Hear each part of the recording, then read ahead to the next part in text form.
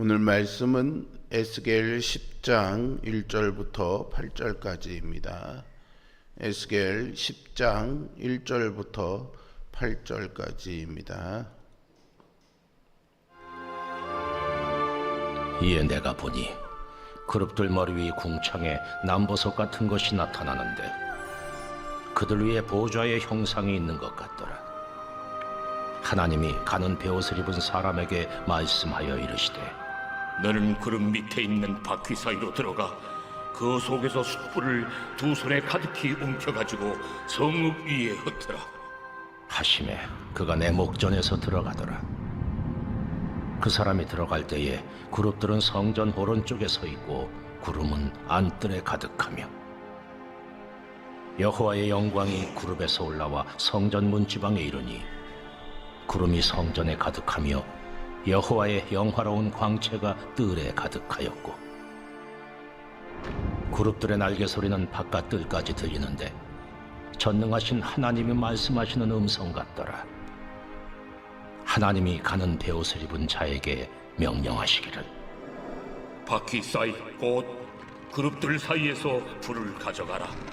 하셨으므로 그가 들어가 바퀴 옆에 서매 그 그룹이 그룹들 사이에서 손을 내밀어 그 그룹들 사이에 있는 불을 집어 가는 베옷을 입은 자의 손에 주매 그가 받아가지고 나가는데 그룹들의 날개 밑에 사람의 손 같은 것이 나타나더라. 아멘. 우리는 회개를 통해서 하나님의 의 가운데 살아갈 기회를 얻습니다. 그러나 회개하면 어떤 죄도 용서받는다는 아니란 생각에 범죄가 습관화되어서는 안 되겠습니다. 오랜 시간 켜켜이 쌓여온 우상숭배의 더러움은 도저히 일반적인 방식으로는 씻을 수 없는 죄악이 되었기에 하나님은 숯불을 사용하셔서 예루살렘 위에 살포하십니다. 하나님의 도성이 불에 타고 하나님이 떠나시는 환상을 보여주는 본문은 사랑의 하나님을 생각해 느슨해져 있는 우리를 다시 영적 긴장 가운데 세우고 하나님의 공의로우심을 고백하게 합니다. 예루살렘은 하나님이 선택한 성이었으나 죄악과 우상 숭배로 인해 더 이상 하나님의 영광이 머무실 수 없는 곳이 되었습니다. 우리는 하나님의 영광이 예루살렘과 성전을 떠나기 직전의 모습에서 하나님의 마음을 엿볼 수 있습니다. 간혹 성도들 가운데 신앙적으로 아쉬운 모습이 있어서 영적 권면이 필요한 성도들이 역설적으로 자기는 하나님의 큰 은혜 가운데 살고 있다고 고백을 할 때가 있습니다. 하나님을 위해 살지도 않으면서 자신의 일이 잘 되는 것을 보고 하나님이 저를 너무 사랑하시나 봐요 라고 믿는 거죠. 존 파이퍼 목사님은 하나님 없이 안락하게 살다가 죽는 것은 비극이다 라고며 이런 아니란 생각에 경종을 울립니다. 예루살렘 백성 개개인을 심판하시는 9장에 나오는 환상에 이어서 본문은 예루살렘 성읍에 대한 심판을 다룹니다. 이미 대살육이 벌어졌지만 예루살렘에 대한 심판은 아직 끝나지 않았습니다. 에스겔은 처음 그발 강가에서 보았던 남보석과 같은 하나님의 보좌가 그룹들의 머리 위 궁창에 나타나는 환상을 보았습니다.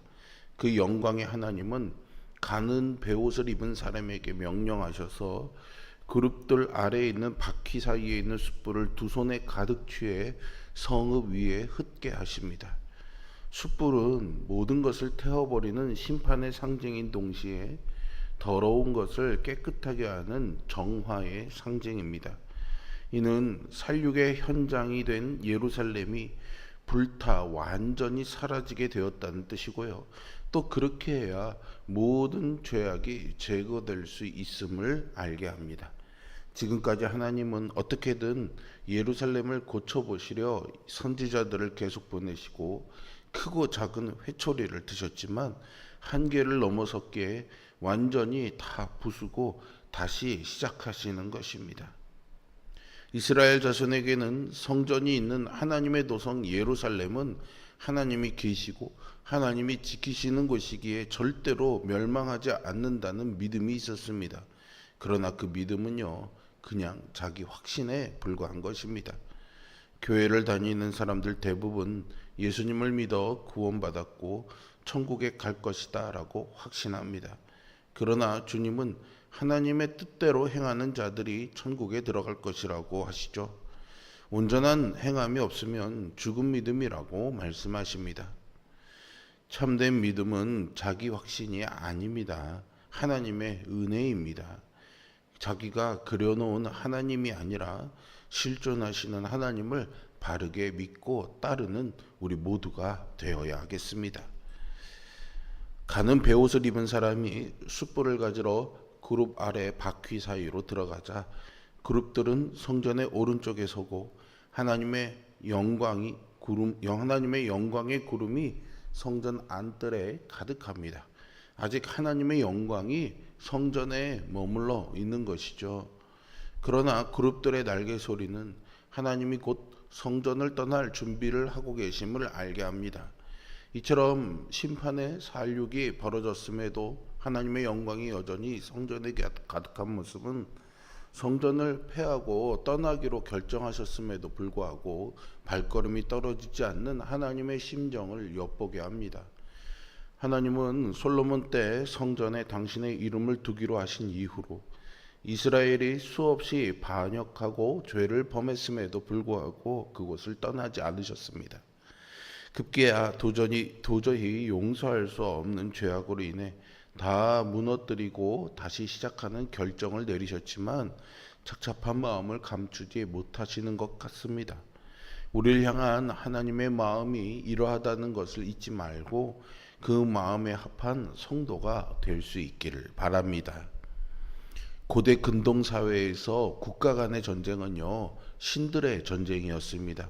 즉 승리하는 국가의 신이 패배한 국가의 신을 이겼다고 믿었죠.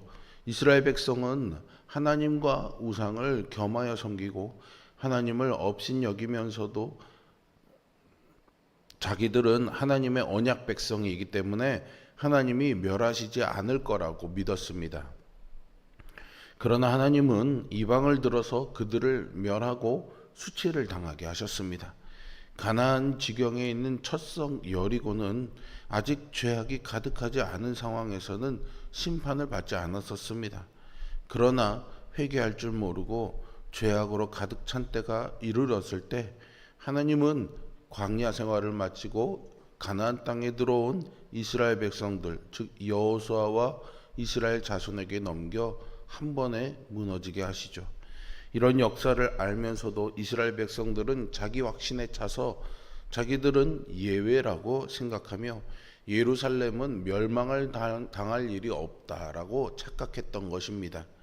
그러나 그 믿음은 하나님이 함께 하셔야 가능한 것입니다. 솔로몬 시절 성전을 덮었던 여호와의 영광이 이제 성전을 떠나고 있습니다. 이스라엘 백성이 성전을 수많은 우상을 경배하는 우상의 소굴로 만들었기 때문이죠. 그래서 하나님은 예루살렘을 심판하시겠다는 굳은 의지를 표명하십니다. 하나님이 우리 죄를 용서하시는 것이 우리의 권리라고 당연한 것이라고 착각해서는 안 됩니다. 하나님에게서 멀어져 있으면서도 하나님이 나를 사랑하신다, 나는 구원받았다라고 생각하는 자기 확신을 버려야 합니다. 성도는 자기를 겸손히 돌아보고 사랑과 공의의 하나님을 모시고 주님과 동행해야 하겠습니다. 가는 베옷을 입은 자가 하나님의 명령을 따라 숯불을 받으려고 바퀴 옆에 서자 그룹들은 그들 사이에는 불을 집어서 그에게 주었고 그가 그것을 받아가지고 나갔습니다. 이는 심판을 위한 준비가 다 마쳤음을 보여줍니다. 그발 강가에서 처음 환상을 목격했던 그룹들의 날개 밑에 있던 사람의 손과 같은 것이 여기에서도 목격되는데요. 이는 하나님의 명령을 받은 그룹들의 손에 의해 심판이 진행될 것을 짐작하게 합니다.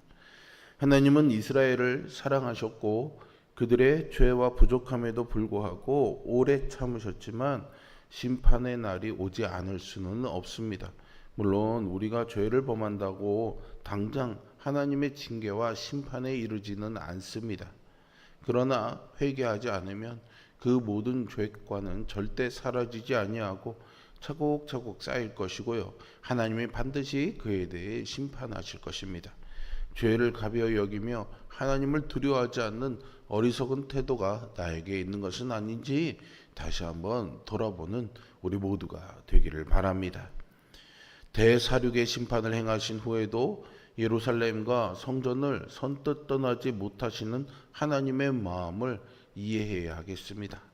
하나님의 그 마음을 이해한다면 하나님의 말씀에 순종하고 거룩하게 살려 하지 않을 수가 없겠죠.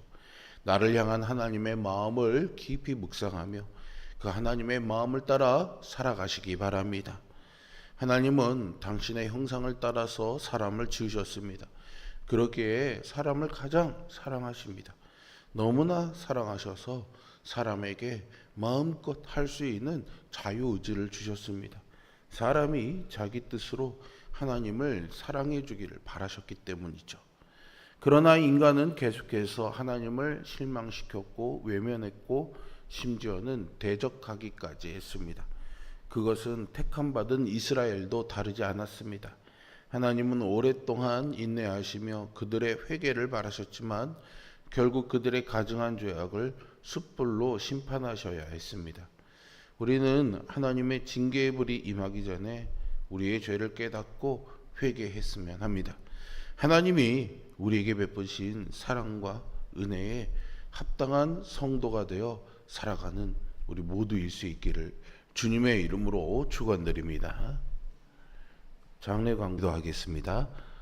사랑과 은혜가 풍성하신 아버지 하나님, 오늘 우리에게 귀한 말씀의 은혜를 통하여서 하나님 앞에 진실되고 거룩하게 살아갈 수 있는 있을 수 있는 말씀 주시니 감사합니다. 늘 우리가 평안하다 할 때에 오히려 하나님의 진노와 심판이 임박해 있음을 기억하며 늘 깨어 있는 삶 살게 하여 주시옵소서. 작은 죄악도 안일하게 대처하지 말게 하여 주시고 언젠가 임할 하나님의 진노와 심판이 있음을 기억하며 오늘 평안하다 할 때에 하나님 앞에 엎드려 자기의 죄를 고백하고 진실되게 하나님을 섬기며 살아가는 우리 모두가 되게 하여 주시옵소서. 장례를 당한 가정 위에 하나님의 위로하심과 도우심이 있게 하여 주시고 무더위 속에서도 장래의 모든 일정들 가운데 하나님의 도우심이 있게 하여 주시옵소서. 예수 그리스도의 이름으로 기도